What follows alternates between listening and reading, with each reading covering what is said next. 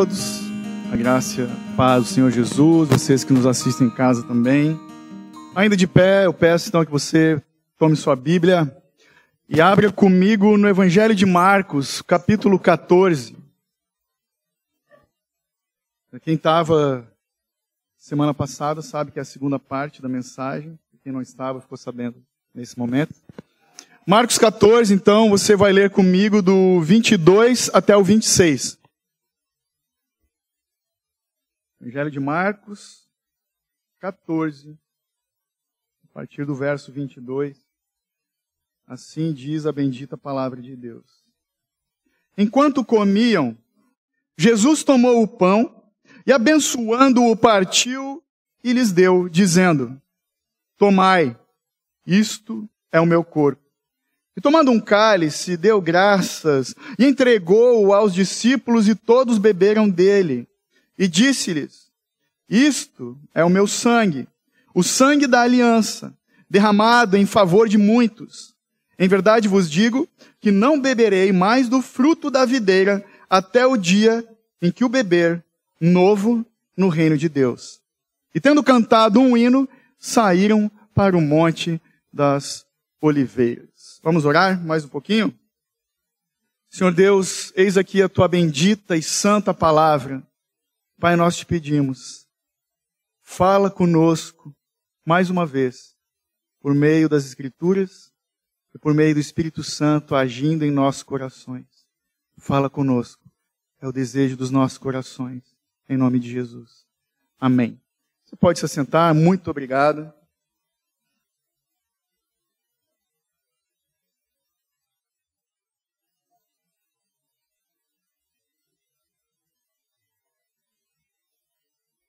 Amém. Gente, então a segunda parte dessa mensagem, que trata da ceia do Senhor. E antes de nós irmos para os pormenores ou os detalhes do texto, eu queria te fazer uma pergunta. Você já se perguntou, já se questionou, por um acaso, de qual é a comida que custa mais caro nesse mundo?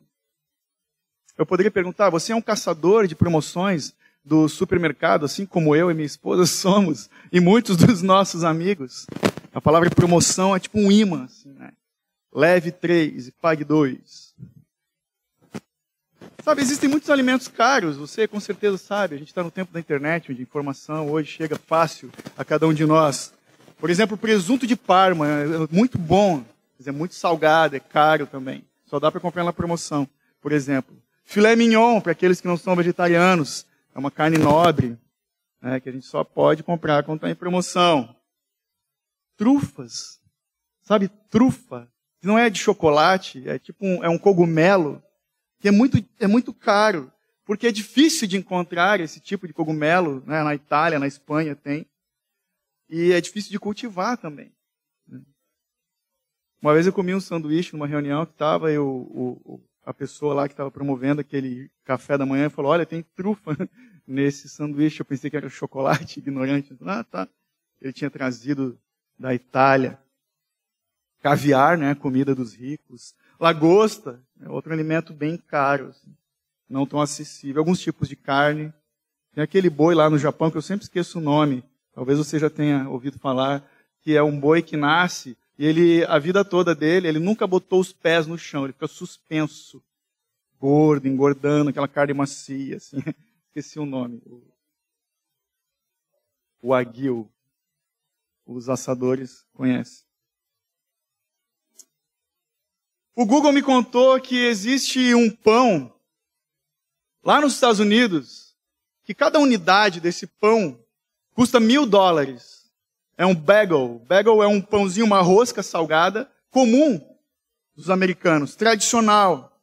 Ele custa isso tudo porque foi criado por um chefe de cozinha, um chefe executivo de um hotel famoso de Nova York. É um pão coberto com cream cheese de trufas, viu? Brancas, com geleia de Riesling, que é um tipo de uva, uma infusão de goji berry, sim, eu sei falar um pouquinho de francês, e com folhas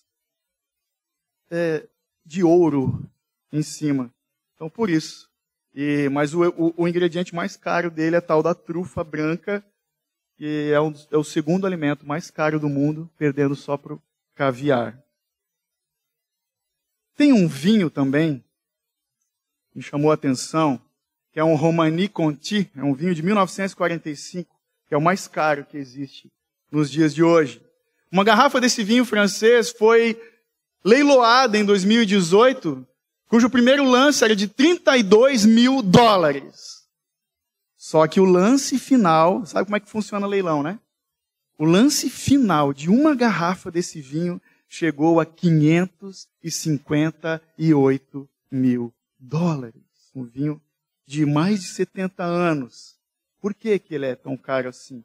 Porque somente 600 garrafas foram produzidas desse vinho, antes das vinhas serem arrancadas e substituídas por outras.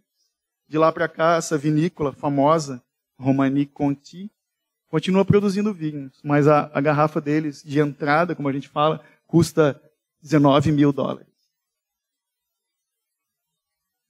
Curiosidades, né? Você já parou para pensar, para nós, enquanto cristãos, qual é o valor, qual é o preço do corpo e do sangue de Cristo para nós? Você parou para pensar? Quanto que a ceia do Senhor custou para Deus? Custou a morte de seu filho. E às vezes a gente se esquece desse valor. Aqui no texto que nós lemos, é a segunda parte, então, da refeição da Páscoa. Né? Semana passada nós falamos da última Páscoa, que nós conhecemos como a última ceia. Era uma refeição, então, específica dos judeus, que tinha que ser preparada de uma forma distinta, não é qualquer comida posta na mesa. A refeição da Páscoa dos judeus, ela incluía 4 momentos. E a pessoa que estava presidindo, aquele que era o responsável por essa refeição, ele segurava um cálice de vinho e se levantava em determinados momentos explicando o significado, o sentido da festa da Páscoa. Então, 4 cálices de vinho. E esses 4 cálices representavam as promessas de Deus feitas para o seu povo, lá em Êxodo 6. A primeira promessa de tirar seu povo do Egito, a segunda de libertá-los da escravidão, a terceira de redimi-los pelo poder de Deus, e a quarta promessa de firmar um novo relacionamento entre Deus e o seu povo. Então eram 4 cálices, mas a refeição toda ela tinha 8 etapas. O judeu é bem organizadinho, né, irmão? Vamos falar a verdade. A primeira etapa, então, era uma bênção do vinho, que é seguida da primeira taça. A segunda, o pão, as ervas amargas, as frutas cozidas, o cordeiro eram colocados sobre a mesa. A terceira, depois que o filho da casa, era de costume, o filho, lembram da Páscoa, o primogênito, ele perguntava para o seu pai e para todos os convidados da mesa por que é importante a Páscoa, essa refeição, esse momento. Então o pai se levantava com a taça e ele narrava a história do êxodo, da emigração dos judeus no deserto. Ele narrava a história de Deus pela redenção do seu povo. E o pai respondia também citando o Halel, que é a leitura ou a citação dos Salmos 113 e o 114. Primeira parte. Depois bebia-se a segunda taça de vinho. O pão sem fermento é abençoado, era abençoado e partido e distribuído. E todos comem do pão com as ervas, as frutas, enquanto o pai explicava o significado. Então a sexta etapa, a refeição era tomada, eles comiam. Mas o texto de Marcos, lá no verso 22, começa dizendo, enquanto comiam. Então é justamente aqui que Marcos registra e reconta o fato que você acabou de ler comigo, da última ceia de Cristo, seus discípulos. A partir daqui. Então, no final da refeição, quando o pai abençoava a terceira taça de vinho, a família entoava a segunda parte, né, do Halel, que é a leitura do Salmo 115 até o 118. Você que já leu sabe que lá tem essa narrativa do êxodo dos judeus do Egito. Aí depois, então, de uma forma costumeira, tradicional, a última taça de vinho, né, encerrava a celebração, que seria a quarta. Mas aqui no texto, Jesus está erguendo, tomando com eles a terceira taça.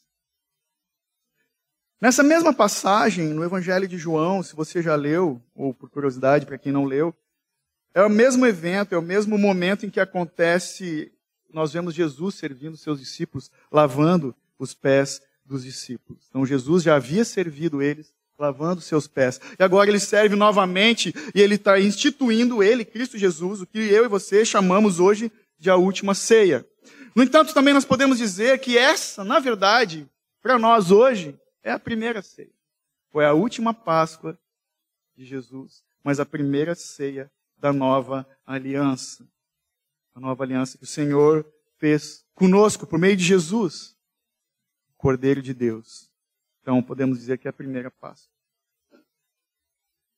E que nós celebramos nessa Páscoa, então, cristã, a morte de Jesus, que tornou possível um novo e o maior êxodo de todos. Muito mais gente foi abençoada a partir disso. E muito mais gente, como eu e você, foram libertos da escravidão do pecado. Aqui no texto, então, Jesus, ele nos ensina, assim como ensinou os seus discípulos, em primeira instância, o símbolo do pacto, da aliança, através do pão e do vinho. Versos 22 e 23, veja comigo de novo. Enquanto comiam, Jesus tomou o pão e abençoando-o, partiu e lhes deu, dizendo, tomai, isto é o meu corpo. 23, e tomando um cálice, deu graças, entregou aos seus discípulos e todos beberam dele. Era uma taça única, onde todo mundo bebia. Quase como o chimarrão do irmão Hércio. Então, Jesus, quando ele faz isso, quando ele diz, esse é o meu corpo, ele está saindo totalmente do roteiro padrão da Páscoa dos judeus. Ele sai do script da Páscoa para explicar o simbolismo dos elementos dessa ceia, do que está acontecendo agora. Então, Jesus ele foi além das explicações, das etapas que os judeus costumavam fazer. Então, ele aplicou a cada etapa da ceia da Páscoa um significado relevante de acordo com a sua morte iminente. Estamos na quinta-feira da Semana da Paixão. Na sexta, Jesus é capturado, crucificado e morto. Então Jesus ele está falando de um novo êxodo e uma nova Páscoa, a verdadeira Páscoa. Então, o que Jesus está fazendo, o que ele está dizendo para aqueles caras, imagina a situação, os discípulos, todos eles judeus, ali sentados, para eles parecem palavras de um louco, pegar um objeto, um pão e dizer, esse é o meu corpo, para tudo. Seria um louco falando, se ele não fosse de fato o Filho de Deus, com autoridade e poder para falar isso. Seria um louco se ele não fosse de fato o Cordeiro de Deus que tira o pecado do mundo. Então, partindo o pão e abençoando, ele diz, peguem, tomem, isso é o meu corpo. O pão, na Páscoa dos judeus, significava o pão da aflição dos pais no Egito. Mas a partir de agora, na ceia do Senhor, significa o corpo de Cristo que foi partido por nós. Isso é o meu corpo. É como se Jesus ele estivesse falando, esse é o pão da minha aflição, o pão do meu sofrimento. Eu vou liderar o êxodo definitivo. Eu vou trazer para vocês libertação definitiva. Depois ele pega a taça e abençoa, diz o texto no verso 23, todos beberam dela.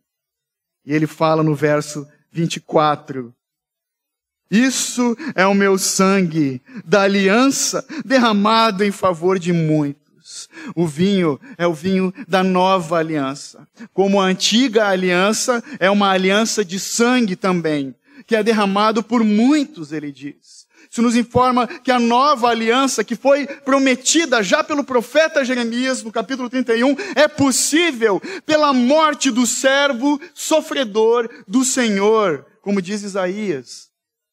O servo que levou os pecados de muitos e fez intercessão por eles, os transgressores. É o que fala Isaías no capítulo 53, verso 12. Então, na Páscoa dos judeus, os cordeiros eram imolados, eram sacrificados, o sangue era derramado, e através disso Deus livrava os homens do seu juízo nessa vida. Mas a partir do cordeiro pascal, o Senhor está livrando os homens da condenação eterna de seus pecados. O vinho representa o sangue da nova aliança, que é o pacto na graça. O sangue de Cristo é que sela esse pacto. Então, quando nós comemos o pão e bebemos do vinho na Santa Ceia do Senhor, uma vez por mês, e nesse mês, excepcionalmente, 2 vezes por mês, nós praticamos também uma ação espiritual. Nas igrejas reformadas, históricas, principalmente entre os puritanos, eles praticavam todo culto, toda semana, eles participavam da ceia. A gente faz isso uma vez por mês. Tudo bem, não há problema nisso. Não é importante o quanto fazemos, mas como fazemos diante de Deus. Então nós comemos e bebemos. Comemos do pão, bebemos do vinho. Então isso é, nós trazemos para as nossas vidas o que aconteceu naquela cruz. Nós fazemos isso pela fé. Por confiar em tudo que Deus é para nós em Jesus Cristo. Nós nos nutrimos das bênçãos que Jesus obteve para nós quando Ele verteu o seu sangue naquela cruz. Jesus também nos ensina o significado do pacto da aliança. Ele fala da libação, da expiação. A libação, o sacrifício, o derramamento de sangue, da expiação em favor de muitos, como diz o texto no verso 24. Deixa marcado esse texto e abra comigo Hebreus 8, por favor. Lá para frente, Novo Testamento, 1 e 2 Timóteo, cartas de Paulo, né? Tito, Filemão,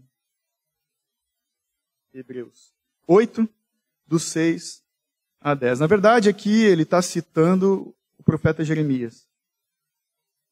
Hebreus 8, verso 6. Mas agora, tanto ele alcançou o ministério mais excelente, quanto é mediador de uma aliança melhor, firmada sobre melhores promessas. Pois se aquela primeira aliança não tivesse defeito, nunca se teria buscado lugar para a segunda, porque ele diz, repreendendo-os, dias virão, diz o Senhor, em que estabelecerei com a casa de Israel e com a casa de Judá uma nova aliança, não segundo a aliança que fiz com os meus pais, no dia em que os tomei pela mão para tirá-los da terra do Egito. Pois não permaneceram naquela minha aliança, e eu não atentei para eles, diz o Senhor. Esta é a aliança que farei com a casa de Israel depois daqueles dias, diz o Senhor. Porei as minhas leis na sua mente e vou escrever em seu coração. Eu lhes serei Deus e eles me serão povo. Então, nesse pacto da nova aliança, nós recebemos, por meio de Cristo, o entendimento espiritual, recebemos a presença do Espírito Santo e o perdão dos nossos pecados. A nova aliança está firmada no sangue de Cristo, está selada pelo sangue de Jesus, que foi derramado por muitos. Na velha aliança, lá no Antigo Testamento, em toda a história de Israel, nós vemos que os homens buscavam fazer o melhor para Deus, mas eles fracassavam. Na nova aliança, porque é impossível para nós cumprirmos a lei, toda a lei de Deus. Na nova aliança, Deus fez tudo pelos homens, de uma forma perfeita e definitiva. Jesus se fez pecado e maldição por nós, e o seu corpo foi partido, o seu sangue foi vertido, ele levou sobre si, na cruz, irmãos, os nossos pecados. Então o principal objetivo da ceia do Senhor é nos lembrar, é trazer à nossa memória, lembrar os nossos corações desse sacrifício feito por Jesus naquela cruz.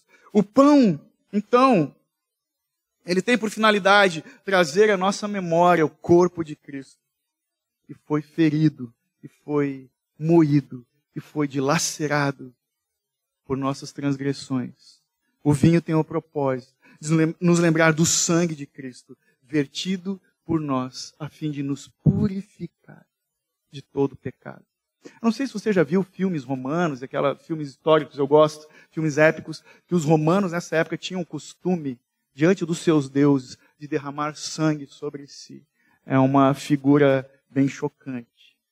Mas aqui, definitivamente, de uma vez por todas e perfeita, isso foi feito por nós. A remissão dos nossos pecados só temos pelo derramamento do sangue do Filho de Deus. Isso é a propiciação e a expiação, que são efetuadas pelo nosso Senhor, por meio da sua morte, como nosso penhor e substituto. E essa substituição é o destaque principal dessa ordenança, desse sacramento da Santa Ceia que Jesus está fazendo. Esse sacrifício é o ponto principal do que está sendo ensinado aqui. E é o ponto principal do que nós fazemos todos os meses. O sacrifício proposital, poderoso e permanente de Jesus. Mas ele não é um sacrifício universal. Não é um sacrifício para todos os homens. O texto fala em favor de muitos e não em favor de todos. Porque se todos os homens fossem salvos, não haveria necessidade de um sacrifício que nos chama ao arrependimento e à fé. É uma expiação particular que Jesus está fazendo, uma expiação definitiva, definida ou limitada, destinada a um povo específico. Então, no drama da salvação, naquela cruz nós vemos a propiciação e a expiação. Eu já falei isso aqui outra vez, mas se faz necessário. A propiciação é o ato vertical na cruz do Calvário, do pagamento pelos nossos pecados. O Filho exposto, humilhado, sofrendo, sendo morto, satisfazendo as exigências do Pai, satisfazendo dessa forma as demandas da lei. E a expiação é o ato horizontal da cruz do Calvário, onde Jesus, então, por seu sacrifício, ele remove todos os nossos pecados. No ato vertical, pagamento; no ato horizontal, afastamento de nossos pecados, assim como o leste é distante do oeste. É isso que Jesus fez por nós naquela cruz.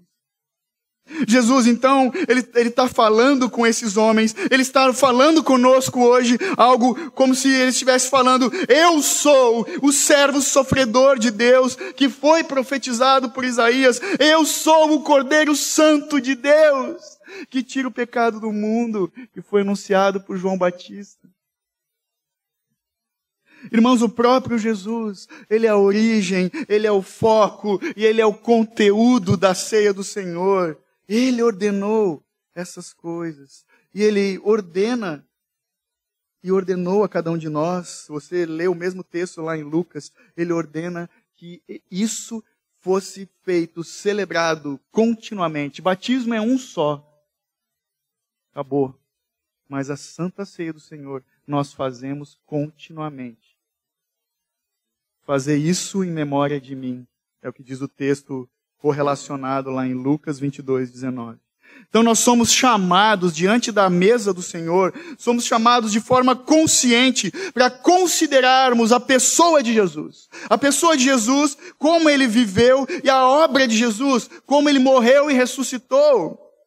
E o que essa obra representa para o perdão dos nossos pecados. A ceia do Senhor, portanto, tem o propósito de nos ajudar na nossa fé débil, para termos um relacionamento mais próximo com o nosso Senhor crucificado, e nos assistir e nos alimentar de uma maneira espiritual do corpo e do sangue de Cristo Jesus, irmão.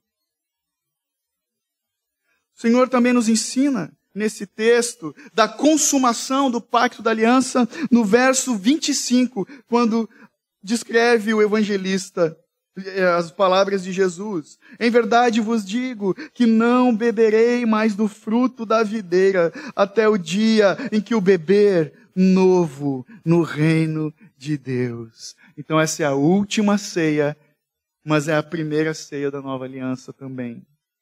Alguns dizem que a Eucaristia Entre os romanos, católicos, apostólicos romanos, é muito comum. E Eucaristia está certo, porque significa ações de graça, celebração.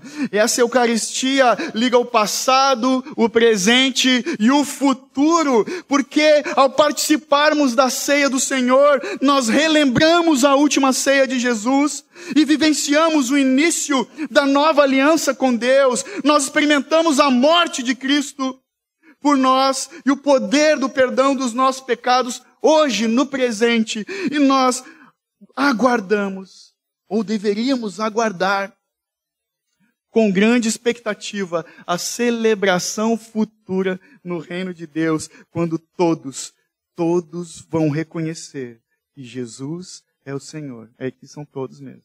Quando toda a língua confessar e todo joelho se dobrar diante do Rei dos Reis, Senhor dos Senhores.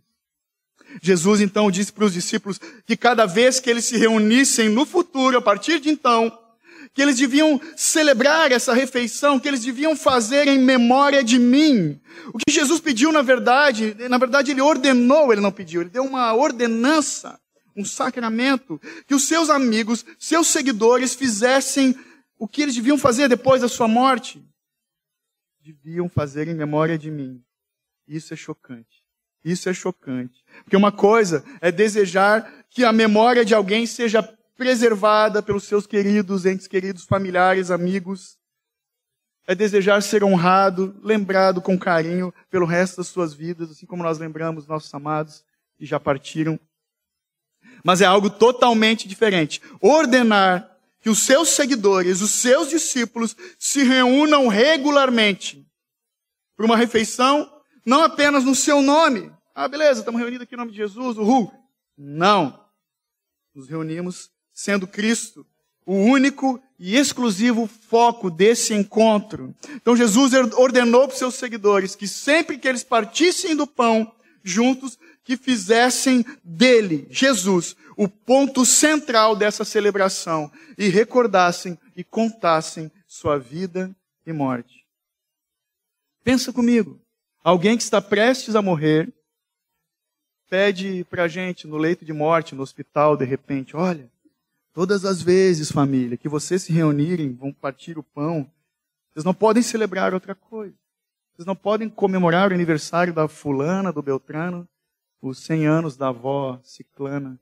Vocês não podem celebrar uma promoção, nada. Vocês não podem celebrar nada, a não ser a minha pessoa, a minha vida e a minha morte. É mais ou menos isso que está acontecendo aqui. Jesus ordenou que cada um dos seus seguidores fizesse um memorial dele na Santa Ceia, instituída por ele a partir desse momento aqui. E é curioso que Jesus ele conclui todas as coisas. O texto segue, fala, e ele se recusa a beber o quarto e último cálice. Tudo parou aqui nesse texto, nesse fato histórico, na terceira taça, o terceiro cálice. Porque o quarto cálice, segundo a tradição dos judeus, é o cálice da consumação da vida na terra prometida de Deus.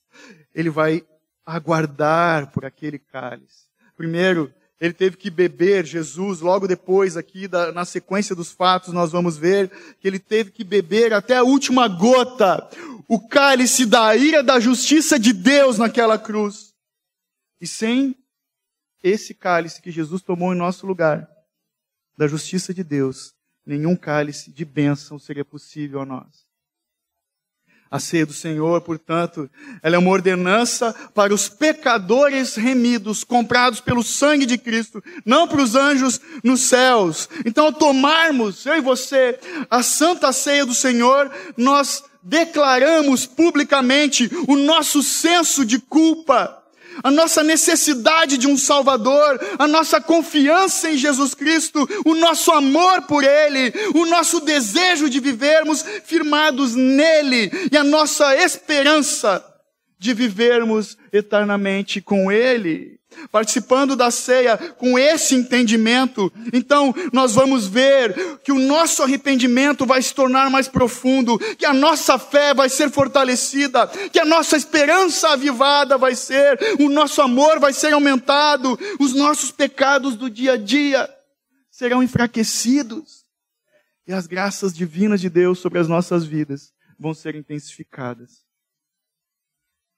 Então isso, portanto, tudo isso nos aproxima para mais perto de Jesus. Saiba que aquele pequeno grupo de discípulos ali, naquele momento, os 11, né, porque Judas já tinha vazado.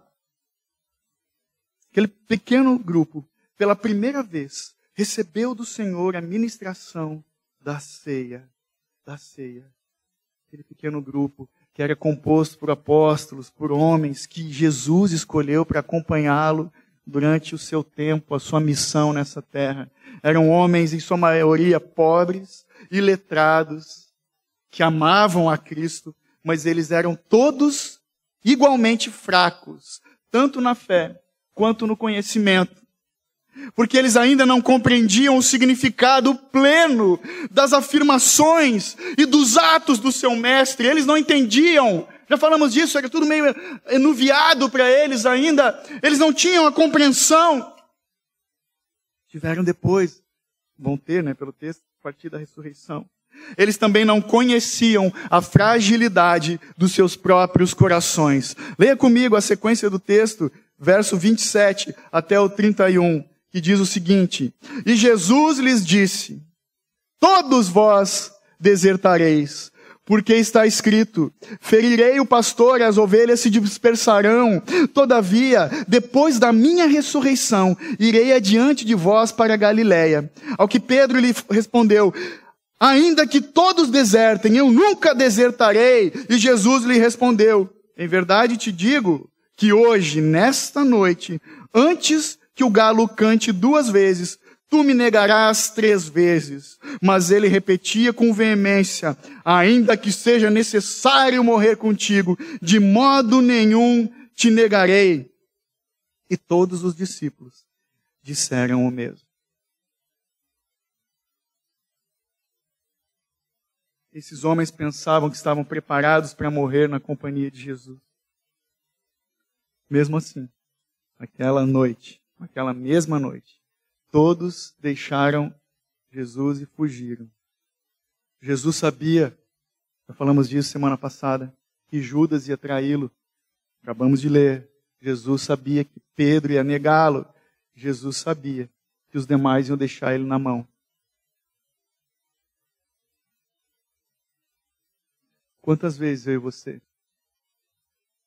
Quantas vezes nós negamos a Cristo Jesus com as nossas atitudes? Quantas vezes eu e você fugimos de uma responsabilidade, do peso de glória, de amar o Senhor, de todo o nosso entendimento, de todo o nosso coração, de toda a nossa força? Quantas vezes eu e você nos furtamos de amar o próximo como a nós mesmos? Senhor, tenha misericórdia de nós. Jesus sabia perfeitamente de tudo isso, que esses homens iam deixá-lo na mão, iam abandoná-lo, iam negá-lo. Mas mesmo assim, ele não desistiu deles, ele não negou que esses homens participassem da ceia, não lhes negou um lugar de assentar à mesa, não negou. Mesmo assim, ele chamou esses homens, sabendo de tudo, sendo ele Deus, chamou esses homens imperfeitos para a comunhão, chamou eles para a unidade, para comer e beber dele e com ele. E louvado seja Deus, porque de igual forma o Senhor nos chamou e ele nos ordena comer o pão e bebermos do cálice. A ceia do Senhor é uma ordenança. A ceia do Senhor, ela há de nos ajudar a descansar mais em Cristo e confiar nele mais plenamente. A ceia do Senhor, meus irmãos, não é um funeral, ele é uma festa de ações de graça, é celebração, é alegria. Se de fato cremos que o nosso Redentor vive. Então, conforme a tradição judaica, Jesus bebeu a terceira taça, mas não a quarta. Por quê? Porque ele bebeu na cruz do Calvário a taça da justiça e da ira de Deus. E porque ele vai beber a taça da consumação naqueles dias, na presença dos eleitos, nas bodas do Cordeiro, nas regiões celestiais. Aplicando para as nossas vidas, a ceia do Senhor, ela é inegável, ela está enraizada em fatos históricos, porque de fato Jesus viveu. Jesus viveu, ele teve um corpo, um coração que bombeava sangue, ele teve pele que sangrou. De fato, a história nos afirma que Jesus morreu publicamente numa cruz romana, no lugar de pecadores. Os pecadores que, se crerem nele, são salvos da ira de Deus. Isso aconteceu, irmãos, de uma vez por todas na história da humanidade. Então, portanto, é fundamental que a gente se lembre da ceia do Senhor de uma forma consciente, remontando a história de Jesus a partir do que aprendemos dele em sua palavra. A ceia do Senhor serve para nos fundamentar, momento após momento, na essência dessa história da redenção, do perdão dos nossos pecados. A ceia do Senhor tem 3 propósitos. Ao participarmos da ceia do Senhor, nós encontramos 3 propósitos: agradecer, lembrar e proclamar. Ao participarmos da ceia, nós expressamos a nossa gratidão pelo perdão dos nossos pecados. Ao participarmos da ceia, nós lembramos do sacrifício de amor, lembramos de quem é Jesus para nós e de quem nós somos para Jesus. Nós proclamamos ao participarmos da ceia do Senhor, porque estamos anunciando visivelmente que o Cordeiro foi morto e que ressuscitou ao 3º dia e que ainda hoje Ele continua chamando os arrependidos. Ele continua. Alguém podia ter dado um aleluia bem alto agora. Glória a Deus. A ceia do Senhor é muito mais que um memorial. Ela também é um meio da graça. O que é um meio da graça? São os meios onde o Senhor se manifesta para o seu povo. Meios da graça, a pregação do Evangelho, o batismo, a ceia e a comunhão dos santos. É onde o Senhor se faz presente. É um meio da graça tão forte, tão poderoso, que nós somos edificados ao participar da ceia, sendo Cristo Jesus, o Senhor, glorificado. Portanto, a ceia é o banquete da graça, é privilégio dos salvos, é o chamado de Cristo aos remidos para se assentarem na mesa da reconciliação. Nós somos chamados por Ele à unidade com Cristo, para participarmos das aflições de Jesus, mas também dos benefícios da cruz de Cristo. Então nós somos chamados para comermos do seu corpo e bebermos do seu sangue. Mas, para quem gosta de detalhes e de coisas óbvias, o óbvio tem que ser dito, ali naquela mesa só estavam pessoas vivas. Quem participa da ceia do Senhor? Só os vivos podem comer do pão e beber do cálice do Senhor. Então eu pergunto, nós estamos vivos para Deus? Essa é a grande pergunta. Se nós estamos vivos, então nós devemos nos aproximar da ceia do Senhor daqui a pouco e participar dela com gratidão, sem jamais darmos as costas. Um antigo pastor que cuidou da minha vida me ensinou. Ele dizia: irmão, eu não entendo aqueles que faltam no dia da ceia do Senhor. Realmente, ele tinha razão. Outra pergunta: será que nós continuamos mortos no pecado e nas coisas desse mundo? Se é assim, então não temos o direito de participar da comunhão à mesa do Senhor, que é santo. Pois ainda estamos num caminho que conduz à perdição e à morte. Então por isso é necessário arrependimento, por isso é preciso nascer de novo, para sermos unidos a Cristo por meio da fé. então, somente então, estaremos aptos para nos tornarmos participantes da ceia do Senhor. Aqueles que estão vivos, arrependimento e fé, todo aquele que nasceu de novo. Quem está apto a participar da ceia do Senhor? Todo aquele que nele crê e confessa Cristo publicamente como seu Senhor e Salvador, por meio do batismo, confissão pública. Quem está apto a participar da ceia do Senhor? Todo aquele que tem discernimento do pão e do vinho, da execução e da morte de Cristo. Por isso, crianças não participam da ceia do Senhor. Elas ainda não compreendem a profundidade do que estamos fazendo. Quem está apto a participar da ceia do Senhor? Todo aquele que sabe o alto preço, que sabe a importância e o valor do sacrifício do Cordeiro de Deus. Então eu pergunto de novo. Você já se perguntou qual é a comida que custa mais caro nesse mundo? Resposta: o corpo e o sangue de Cristo. É um alimento impagável. É o mais valioso de todos os alimentos. É comer o pão e beber o cálice da ceia do Senhor. Nós precisamos resgatar a consciência dessas coisas. Enquanto fazemos o que fazemos, participamos da ceia.